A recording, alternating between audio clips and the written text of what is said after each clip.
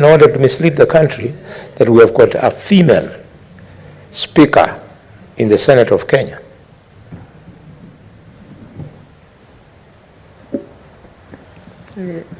Honorable Senator Boni, I am persuaded to uphold your position that the substantive holder of the speaker's seat is a man.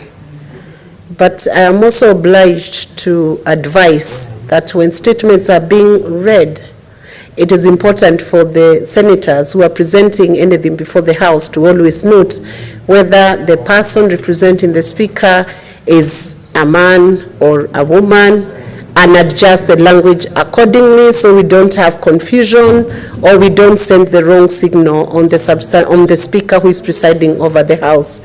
So there is no very correct position, but sensitivity is called for, but the substantive holder of the seat is a man.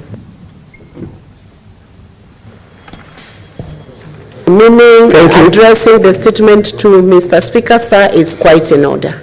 Thank you. Madam Speaker, for educating the Senator for Kakamega on Madam Speaker, I raise pursuant to Standing Order number 531 to seek a statement from the Standing Committee on Labor and Social Welfare regarding the position of advisor in the public service of Kenya. Madam Speaker, in this statement, the committee should provide a comprehensive account of the number of individuals employed as advisors to the cabinet secretaries and principal secretaries in the national government executive, disclosing the number of advisors per ministry. Madam Speaker, in the same statement, the committee should also clarify whether the position of an advisor to a CS or a PS is formally recognized within the public service structure, stating their job group. Madam Speaker, in that statement, the committee should further determine whether the recruitment procedures for these advisors align with employment laws and determine whether this upholds the values and the principles articulated in our Constitution.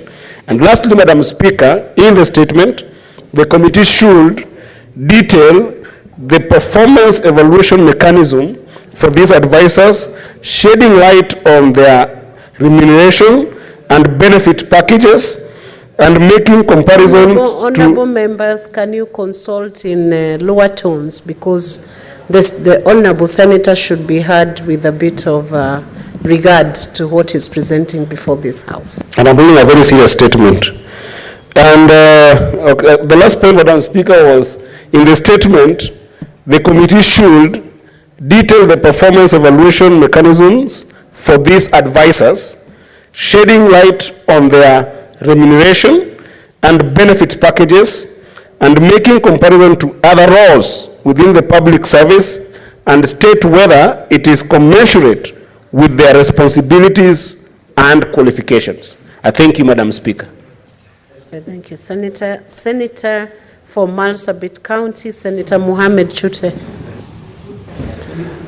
Thank you, Madam Speaker, for giving me this opportunity. I have 4 very short statements. I'll start with the first one. This is in regards to an upgrade to bitumen standard of the Oda Bute Danaba Road in Wajir and Marsabit County. Madam Speaker, I rise pursuant to Standing Order 53-1 to seek a statement from the Standing Committee on Roads, Transportation and Housing regarding the upgrade to bitumen standard in the Oda Bute Danaba Road in Wajir and Marsabit counties.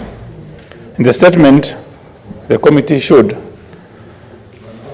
1. Provide an update on the status of upgrade of the Oda Bute Danaba Road in Wajir and Marsabit counties to bitumen standard, stating reasons for the stalling of the project.